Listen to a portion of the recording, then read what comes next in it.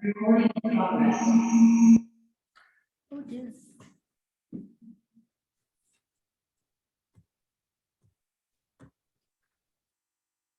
Keep getting it.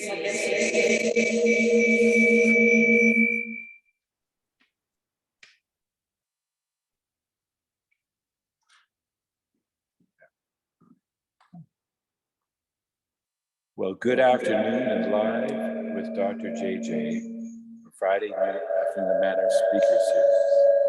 And we will fix that technical problem in a second. So what we do have.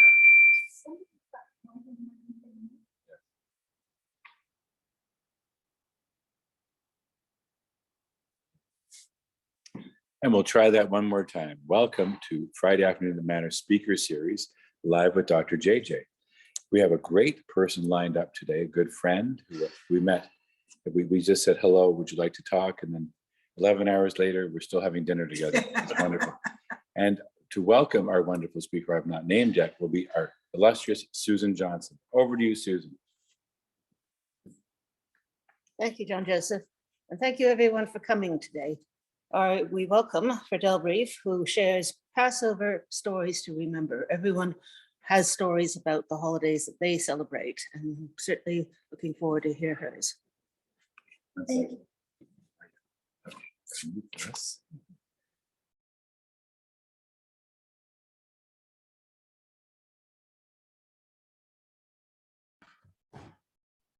Okay, good. Okay. Okay. Thank you, Susan, and thank you, John Joseph, for that Can we hear you? very kind introduction.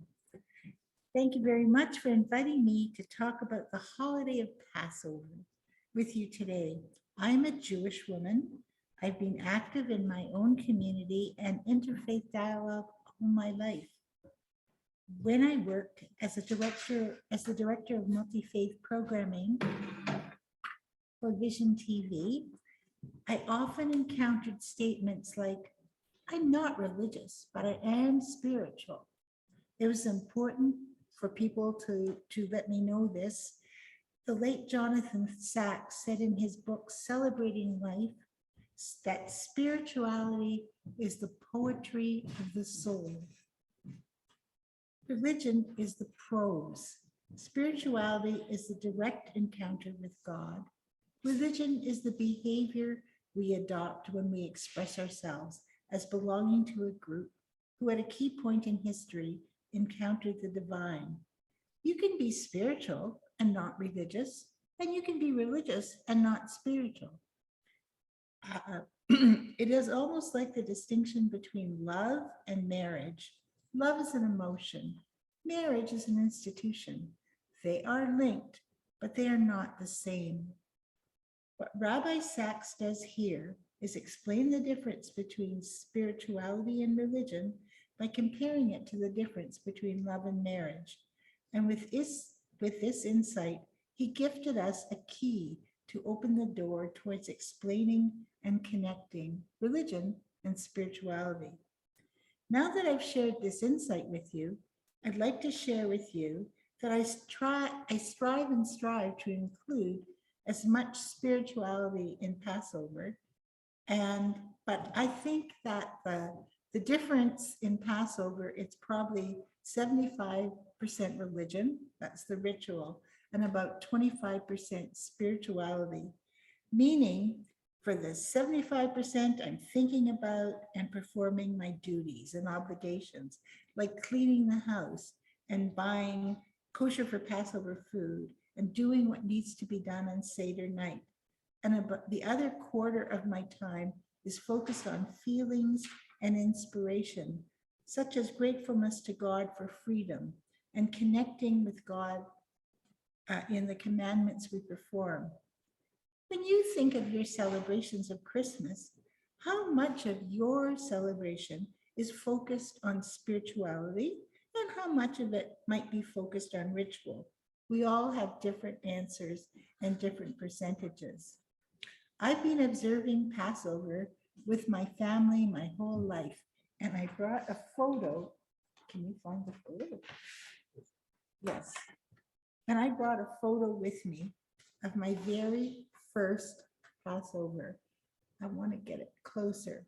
I'm the baby on your right-hand side sitting on a man's lap. And there are many babies in the family at that time. It's remarkable that all the men got leave from the armed forces to come home that year because they all had new babies. What is Passover, you may ask? Well, the Jews have 3 pilgrimage festivals each year that brought them to Jerusalem. Passover is one of those festivals.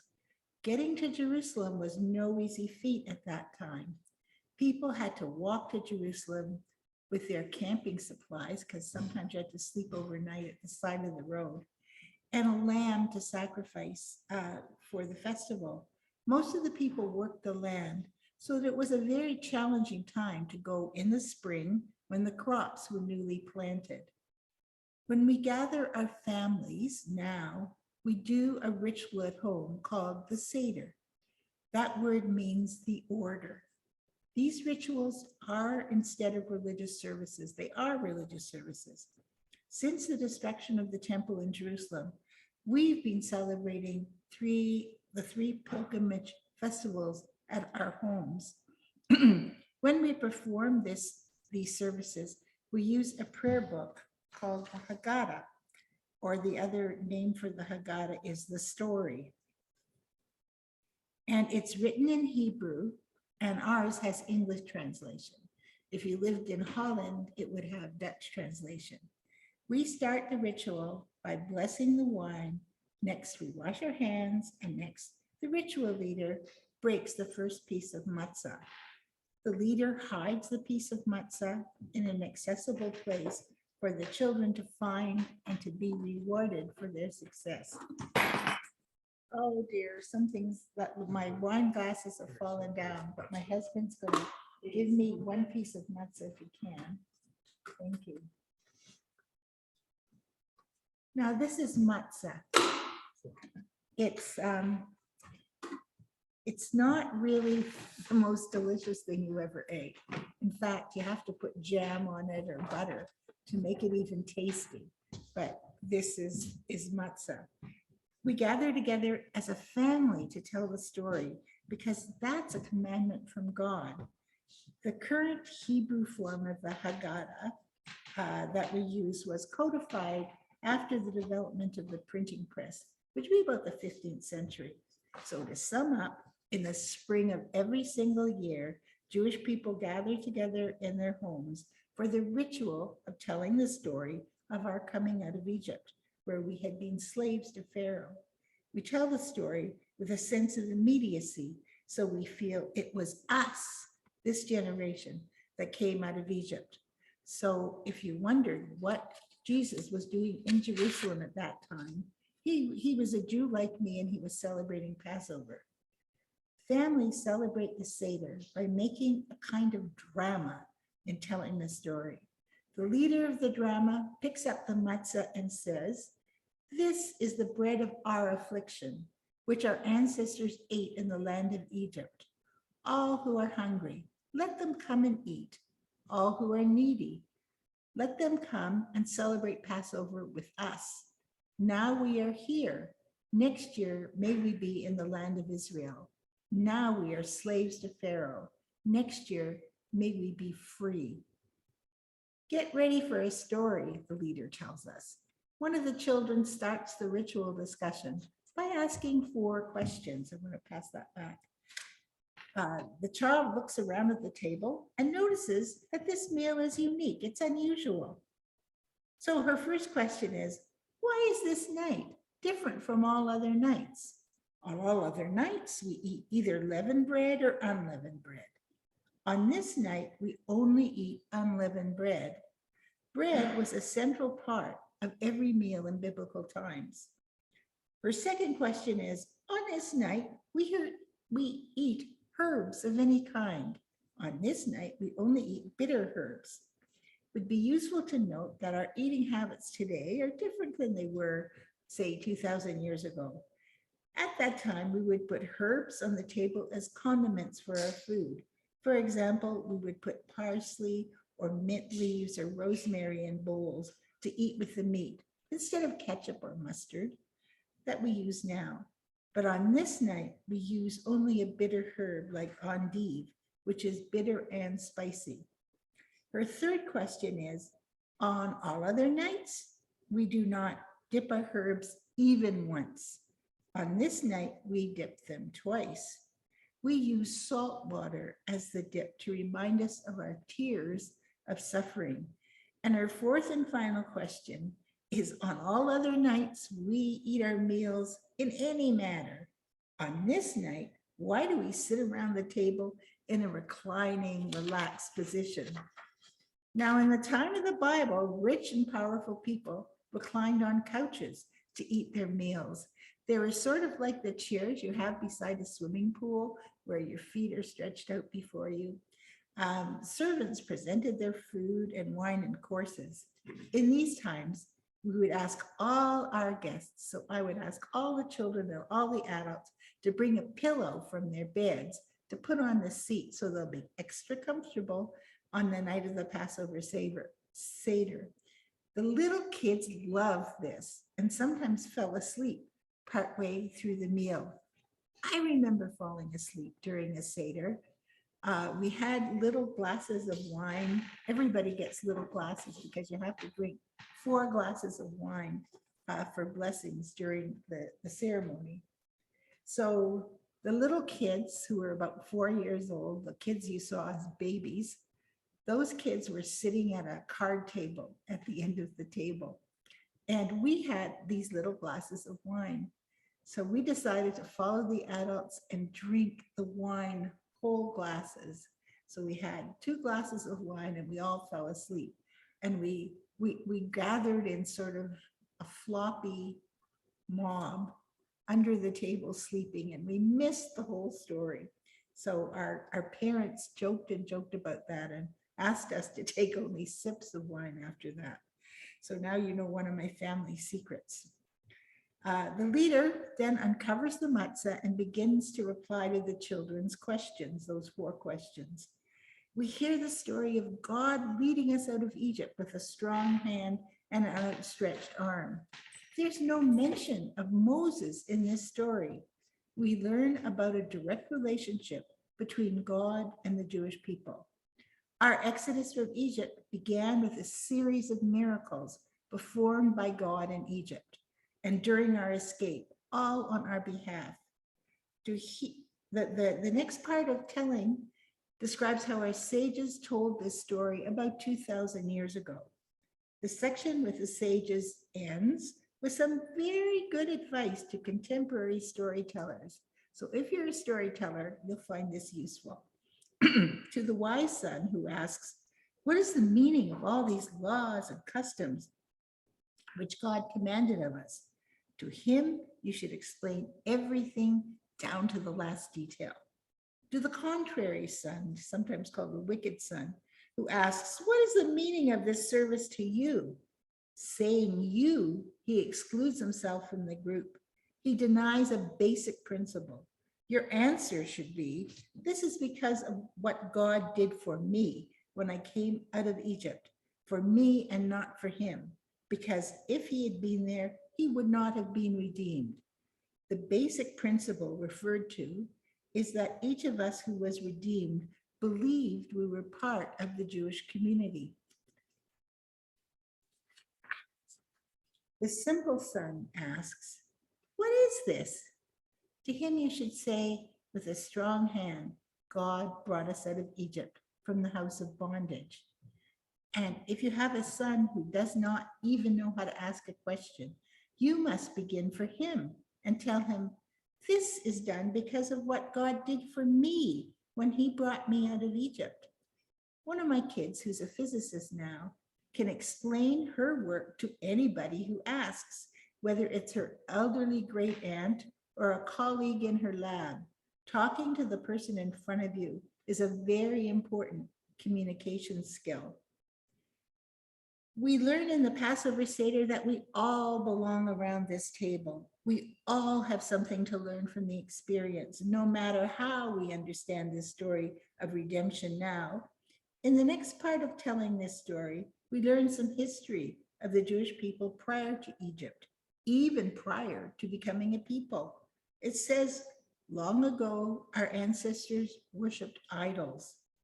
Abraham, who will be familiar to you as well from the Bible, our forefather understood there is only one God. Abraham, his son Isaac, and grandson Jacob were promised by God that they and their descendants would develop into a great nation, and the land of Canaan, where they were living, was intended by God to be our homeland.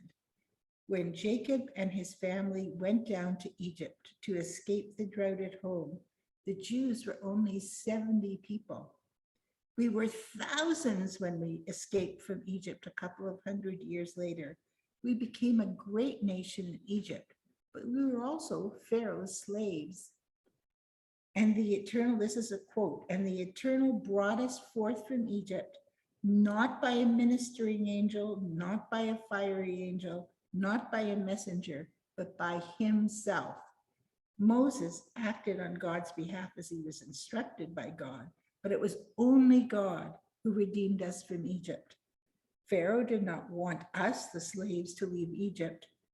We read about in the Bible about God creating 10 plagues to convince the Pharaoh. The first was blood, then frogs, then vermin, beasts, cattle disease, boils, hail, locusts, darkness, and the toughest one, the slaying of the firstborn. And these plagues occurred throughout Egypt. When we recite the nature of each plague, our ritual at the Seder table, is that we dip our little finger into our glass of wine, one each time we say a plague, and then and we keep taking little fingers of wine out of our glass. This is a symbol of reducing our joy in telling this story. Others suffered because Pharaoh would not let us leave Egypt. So we can't be fully joyful if others suffered. We know our kids are really growing up when they ask us why we dip our fingers in the wine and flick the wine on a plate. We tell this story while we're sitting around the dinner table. When we prepare the table for this ritual, we place the symbols of the meal in the center of the table. And now the plastic plate. So this plate with the word Pesach on top, it's written in Hebrew. And I just want to show you how colorful it is. It's in the middle of the table as a teaching tool. The burnt bone represents the Passover ritual involving the lamb. The matzah represents the tasteless bread that we ate as slaves. The bitter herbs represents our emotion, stuck in slavery with no choices. We left Egypt quickly, and there was no time for the bread to rise. It baked on our backs as we fled Egypt. You see that there are places for other foods like hard-boiled eggs, which reminds us of spring renewal, vegetables for dipping into salt water to remind us it's the salt water that reminds us of our tears while we were slaves. I'm not sure why haroset, which is a delicious mixture of apples, nuts, and wine chopped up together, are also on the plate. Maybe it was a mom's addition to sweeten the experience. We eat them too, but I'm not sure why. Sometimes we say it was mortar, the mortar that we had to use to put the bricks together while we were building for Pharaoh. In every generation, we should regard our leaving Egypt as slaves and becoming free people through the leadership and miracles of God who intervened in our history and on our behalf. So it wasn't the slaves back in history that left Egypt, it was me, my husband, and my children. God saved me. We sing songs of praise to God, mostly psalms, blessings, and then drink the second cup of wine, wash our hands again, bless the matzah and bitter herbs, and then we eat a huge supper together. I'm going to give both these things to you. I'm really lucky to have a prop man with me today. He's your fan. I appreciate it. After the meal ends, we say grace after the meal. Jewish people say grace twice, once before you eat the food, and then afterwards when you're sated, and you thank God for sating you, for giving you enough food to eat.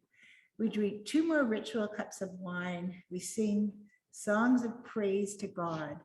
We finally sing repetitious songs that engage the children, who then go to bed happily. The first is that, but there are 2 customs that follow the meal. They aren't before the meal. The first is offering a cup of wine to Elijah the prophet and singing welcome to him. He's supposed to announce the coming of the Messiah or messenger from God. The second is that we lift forth a cup of wine with this blessing. It ends the service. Next year in Jerusalem. I think the people who live in Jerusalem now must say next year as well in Jerusalem. When we lived in Israel in the time of the Bible, our faith was centralized in Jerusalem. All the Passover sacrifices and daily sacrifices took place at the Jerusalem temple. Since the second temple was destroyed by the Romans and most of us were sent away in exile, our focus has been on prayer, and the focus in prayer has also been on returning to Jerusalem. Judaism is not practiced with sacrifices anymore, but with daily prayer and blessings. But every spring, we remember the longing of the Jewish people for freedom and God's response by leading us to redemption. That's how the Passover festival starts. Most of us start planning and cleaning up our homes about 1 month before the festival. We know we'll be eating a much more restricted diet, so we clean out all the other food from our cupboards and replace it with Passover foods. We visit each other in non-COVID times and think of the meaning of freedom. It's a really happy holiday. The work of making Passover at home is considerable. So I'd like to say preparing for the rituals takes a lot of time and energy. But the image of God, who loves us all and personally takes us to freedom when we're slaves in Egypt, moves me tremendously every year. God interfered in history on our behalf. I think that God is active in history now and is still seeking partners in changing the world to be a place and a reflection of God's caring and God's love for each and all of us. Thank you. And I'm willing to answer any questions. Perfect. I figured out a way to do this. I will just use this one. Hello. Hello. Hello, everybody. So I see a couple of people. I think there's Gary Coates there and Amir. Okay. Where's actually Persian? Gary, do you have a question? I don't have a question. Oh, we've got echoes. This is the first time the Seder has been explained to me so I can understand it. Thank you. Many years ago, John Joseph prepared a Seder meal at Met, and we all participated, but we had to exclude the wine, unfortunately. So it was a great beginning to the information about Seder.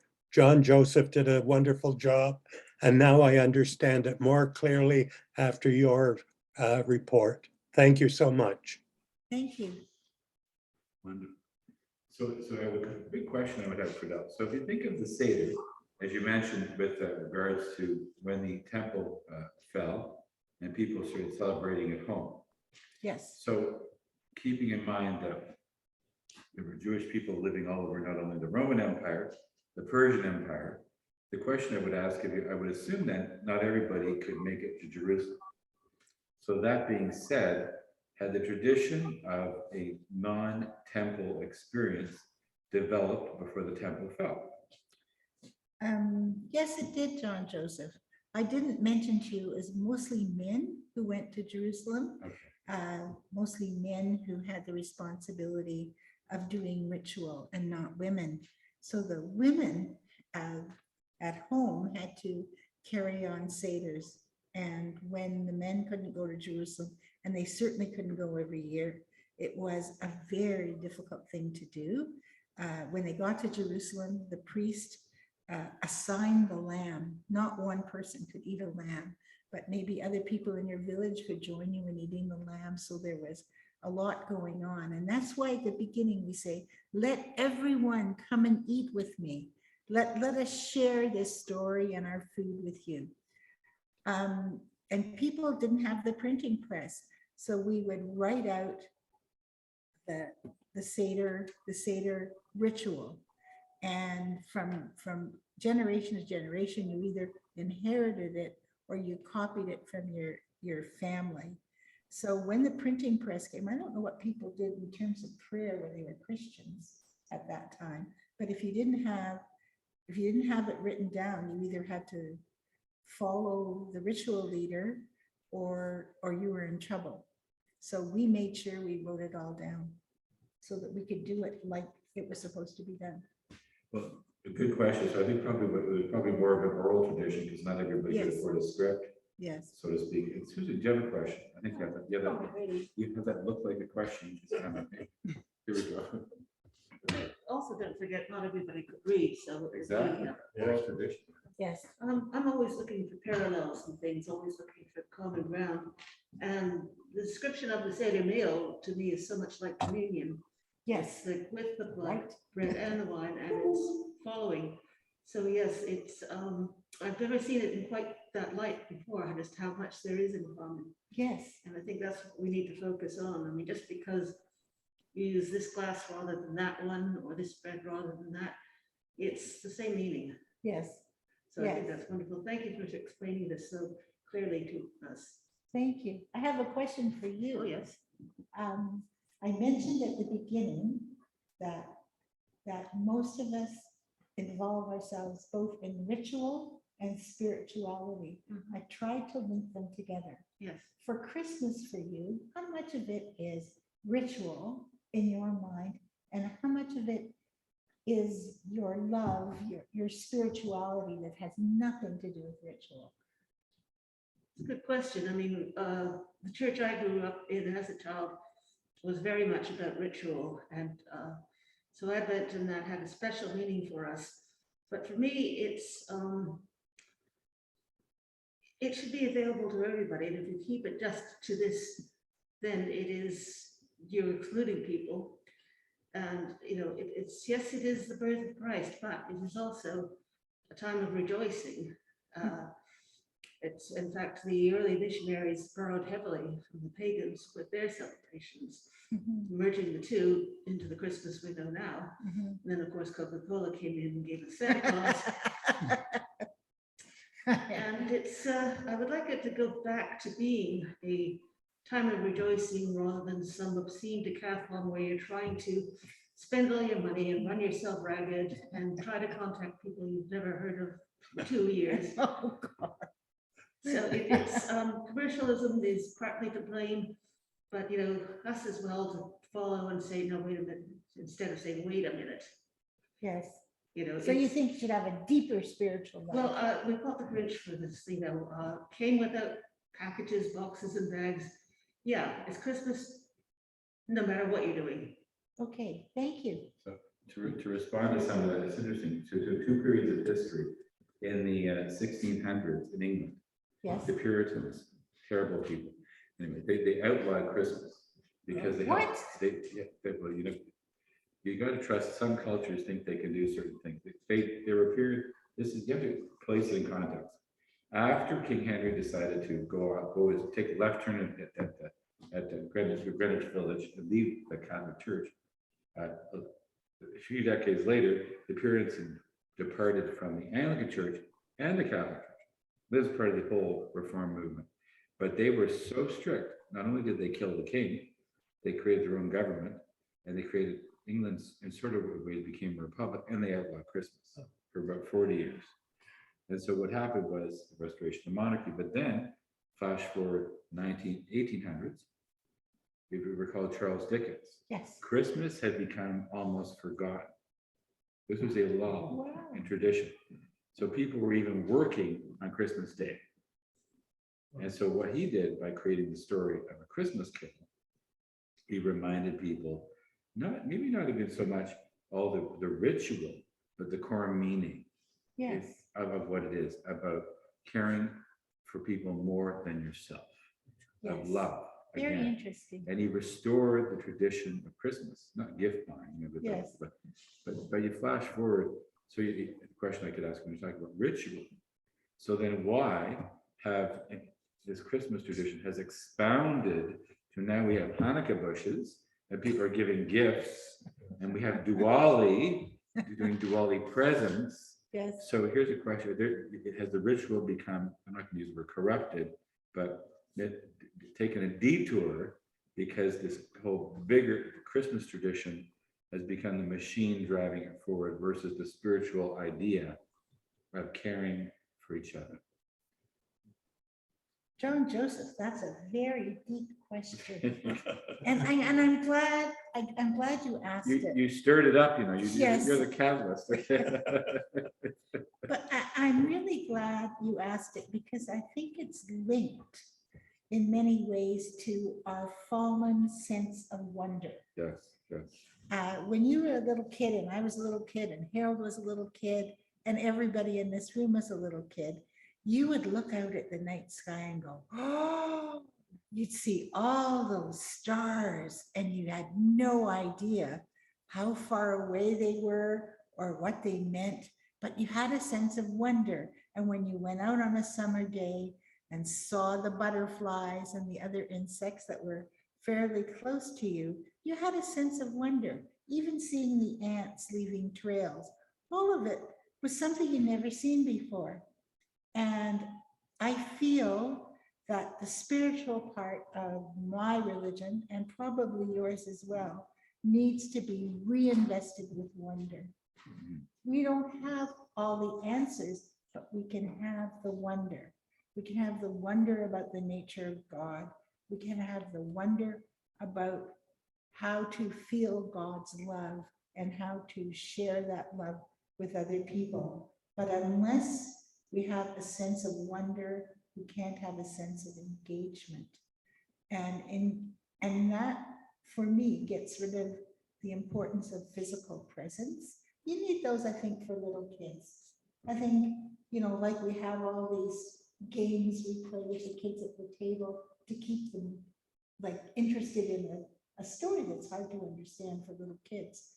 But as you grow up, your sense of wonder is taken from you. Your sense of expertise in life is taken from you. You could be a dentist, but what do you know about how to get rid of garbage? And we don't think you know anything about it. And that's the problem. We're all in these compartments. So that's another issue. But if you allow your sense of wonder to stay with you to your old age, to your very oldest age, your life will never be boring, ever. So I tried. I love that. That's great. So I should share with you another piece of good news. So it was the week before last, we had our youth at the Manor, and we celebrated Seder, Yes. using a Seder created by my good friend Mark Stevenson Jackman, who's a Yes. reconstructed Jewish person. Yes. And it was amazing because we came into the room and it was all lit with candles. And right away, the young person said, wow. And we were sitting on the floor. They knew we were in for something different. Yes. And as we read to the Seder, we had the egg and the herbs and the basil sauce. Yeah. They were plugged right in. And you see, Yeah. so that's where, to me, the ritual is the bridge to the spiritual, Ah. right? As opposed to, I see the two connected. Oh, I think so too. Because the ritual can become empty, yes, of course. Yes. But if you're saying the words from your heart, like I can see you do, and it's very spiritual. But if it's just da da da da da da da, right? Yes. Yes. And So- it's not engaging. Yes. So is there anybody else? Any other questions? Now I see Amir. Any questions from your corner, Amir? No, yes, no. No. Okay. Hey, Jen. No, thank you. Everything okay. Okay, well, thank you for plugging in. So, Yeah. so, now, Fredelle, do you have any sort of closing words you might want to take us forward? That next, if we do this again, we could go. You used to come to one. I have a picture of you at the one in Metropolitan. Yes. You have any closing words? It's been a real honor to talk to you today about a holiday that I celebrate. And it gives me a sense of connection with you. If I had shared something about why it's exciting and meaningful to me to be a Jew, then that is terrific. And it's so good to see you today. Thank you for inviting me, John Joseph. Thank you, Fredelle. It's very surreal that you're talking about the Seder with the cross behind you as the backdrop. I mean, your friends are going to say, Fredelle, what were you doing? What were you thinking? Oh my God. I have a Jewish star in my There you chest. go, the promise on in the background. Yeah. Yes, and so I think Susan wants to come over. Just also in closing, that I think I told you years ago about the great moment for me when I was celebrating Rosh Hashanah with my friend Stuart Ross, and he was referencing the bread and the wine, just like Susan talked about. And I said, "This is communion." When did we ever think that we Yeah. invented this? But of course, it takes sometimes 2,000 years to go, aha. Yeah, well, Jesus was Jewish, like Exactly. me. Yeah, You would know that. We're working on that one. All right. Over to- Just a last thought on the Christmas thing. It's funny now, the change in the verb tense, the Christmas is coming, the kids say, oh, I get to do this and this. And the adults go, I've got to do this and this. So, but thank you all for coming today. We won't have anything next week because of being Good Friday. Welcome to come to the morning service if you like. And the week after, we will have Dorothy Danbrook, who will be walking us through the spring labyrinth. Oh, how nice. That's great. Thank you. Bye-bye, Thank everybody. you. And thank you, Van.